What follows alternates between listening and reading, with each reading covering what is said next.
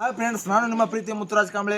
ಏನಪ್ಪ ಅಂತಂದ್ರೆ ಇವತ್ತಿನ ವಿಶೇಷ ವಿಡಿಯೋ ಮಾಡ್ಲಿಕ್ಕೆ ಕಾರಣ ನಾಳೆ 31 ಡಿಸೆಂಬರ್. ಅದಕ್ಕೆ ನಾವು ಅಡ್ವಾನ್ಸ್ ಆಗಿ ಡ್ಯಾನ್ಸ್ ಸ್ಟೆಪ್ ಪ್ರಾಕ್ಟೀಸ್ ಮಾಡತ್ತೀವಿ.